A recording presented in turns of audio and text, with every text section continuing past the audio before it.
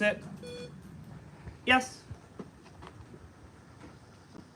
So this is just the first phase of introducing the remote to this dog. This is like a high level way of introducing the remote. Let's go, yes. A lot of times people are doing things in a sequence, and totally you should always do everything in a sequence. The only one exception that I've heard somebody make, which I've seen make sense with some dogs, is you pair the stimulation of the remote and the sensation of the on the prong collar at the exact same time. And it can make it a little bit easier for the dog to understand the directionality of the prong collar. Because that dog is understanding like the direction is pulling up or the direction's pulling down, it is helpful, I've found, to do them at the same time, actually. And Pat Stewart, who I'd learned this from, he says there's really no real of he can come up with as to clearly why, but I will say it does help with some dogs. Good boy. Just in the very initial intro phase. So what I'm going to do is I'm going to say the command, and then I'm going to do the prong collar and this at the same time. And I'm either going to tap this, it's at 6 right now, or I'm going to hold it until he begins to do it, and then I'll release it. Let's go. Place. Good. I'm not going to feed him every time because honestly, this guy struggles with arousal, and I don't even really want him not aroused with the remote collar right now. He has plenty of arousal, so I want to train him to be able to walk around town and not be agitated and reactive. So I don't want him all excited with his remote collar.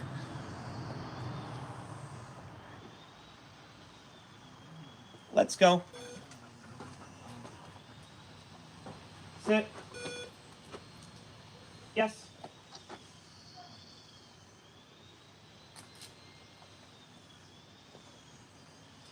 Good boy. What a good boy.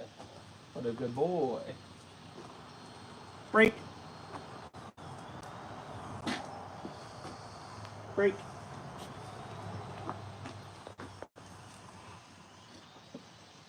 I love him. Break. Come. Yes. Break. Break. Come.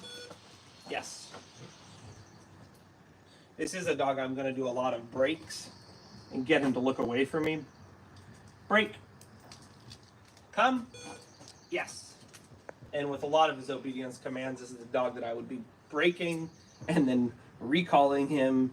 Breaking, recall, command, break, recall, command, break, let's go, command, break, let's go, command, break, let's go, command, because he struggles with distractions. He needs to understand the value of just reflexively turning away and coming back and finding something. Break. Come. Yes. Sit. Good. Break. I love him. Come. Yes. Break. Come. Yes. So we went over come, we went over let's go, place, sit, we haven't done down. He's really smart too, so realize my timing has to be very quick. I have to say it and then immediately use the prong collar, even though he's going to do it. People get so confused in their brains. Why am I using the prong collar if he's going to do it? Why am I using the remote collar if he's going to do it? Because you want the prong collar and the remote collar to be associated with him wanting to do it. You want it to be associated with him doing it perfectly. Perfect. If you only use it when the dog doesn't do it, the dog associates the tool with doing it wrong, and that changes the way they feel about it, changes the way I feel about the tool. Because then I'm less likely to bring it with places, because I'm going, oh man, if I bring this means my dog's not doing things right. Instead of going, man, if it brings this, me and my dog are committed to trying to do things very right now. We'll have to leave it. Leave it. Yes. Break. Leave it. Yes. Didn't need it. That's fine. As a general rule of thumb, if I say leave it, I don't let the dog go back to that thing and have it. If I say leave it, the dog's not going to go back to it and have it again. Let's say I'm at a restaurant, there's food on the ground, and leave it. I want the dog just knowing you're not having that food again. I don't want them going, oh, leave it, and then are you going to let me have it? So if I say leave it, you're not having it, you're not. And I would even say, if I say leave it, and you even look at the next one of those things and think you're going to get it, you're probably not going to get that for the rest of the entire walk. So let's say you hunt animals and I say leave it, and then we see a squirrel again and you're like, is it my turn? It's like, no, you're not going to get a turn. For me to get the dog to the point where I can say leave it, don't hunt a squirrel, and then later in that same adventure or walk tell them go get the squirrel, like, and not have that cause problems, my leave it has to be so clear. So don't say leave it and then let the dog have access back to the thing again. It's not setting them up for success. In real life, typically when we say leave it, we don't want the dog going up to it. If my dog went up to it and I was fine with them going up to later, most likely they broke the command and they didn't listen to me. And I would just say, hey, no, stay close, or let's go. And then, okay, break. You can go up to it now, but you just didn't ask for permission or whatever. So we'll do our down now. Okay, down. Down.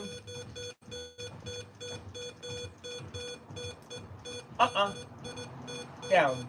Break. The reason I did a release there is just to build up a little bit more enthusiasm. He seemed a little shut down there. Down. Break. Come. Down.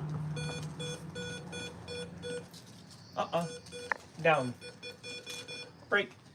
One thing to think about with him, I think he's just like, and guys, don't fall prey to this. Your dog doesn't have to do a sit first and then a down. It's like, down. No. Down. He doesn't understand. Watch this. Sit. Down. Down. So he just doesn't understand down from standing. Good. So I'll show you how to do that and then I'll end the video, and I'm going to put some food in here and I'll show you how I'm going to use food, leash pressure, remote at the same time. Ideally, if you're using the prong collar and the remote, you shouldn't have to be luring the dog into these positions. It should be commands the dog already knows very well. But I'll actually, for that reason, I'm not going to even use the remote, because I just go like this. So I have to shorten my leash. I have to make it a lot shorter. Down, give the cue. Down. Yes.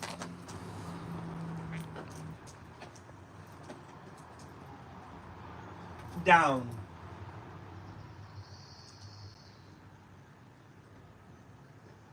No. Down. Yes. You could see his back end dropping. He doesn't understand how to drop his butt, so he just threw his butt on the ground. And he down. No. Down. Yes. And this is another way I would shape this down from standing with Knucklehead Jones here. I love him. Best dog ever. Okay. I would shape it like this.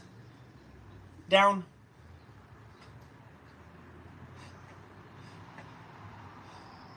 I really shouldn't even be naming this at this point.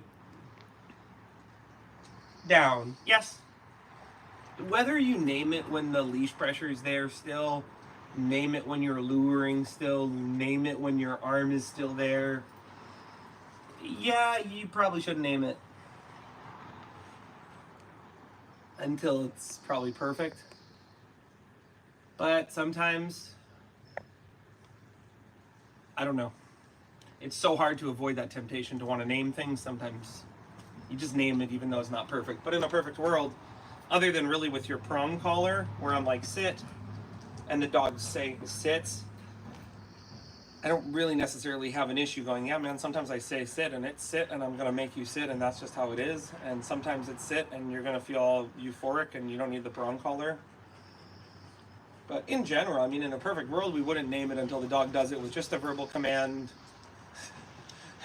But how do you get the dog to the point where they're doing it with just a verbal command? If you don't name it, that's where, it gets hard. Unless you're free shaping the command, it can be hard. How do you get the lure out of there and then name it without losing the behavior in the process? So there is this part where you're naming it, and it's not quite perfect because you're still luring or you're still using the leash pressure out the leash, and the dog just does it. But that's a really smart dog that's going to be able to clearly go, this is the thing you wanted me to do. I'm now going to do it 10 times. You got the lure out of the way, and I'm still going to do it 10 times. That's a really smart dog. But that's also a dog that most likely you've done a lot of work shaping behaviors, teaching new behaviors. Oftentimes I'll use a clicker for that. But so anyways, I digress. But this is a good example of a training session with this knucklehead. He's doing good. If you want to make your life easy and your dog does a sit first and then a down, I mean, be my guest. It's all good. Good boy. But my own dog, I struggled with that a lot, where I did so many sits and downs, then I'd say down to her. She looked at me like I was crazy. So that's all, folks. Don't blame them, train them. And remember, as always, you can always find me online. Pay me a bunch of money. I'll give you some one-on-one advice. Or watch these YouTube videos for free. Okay, I'll see you. Take care.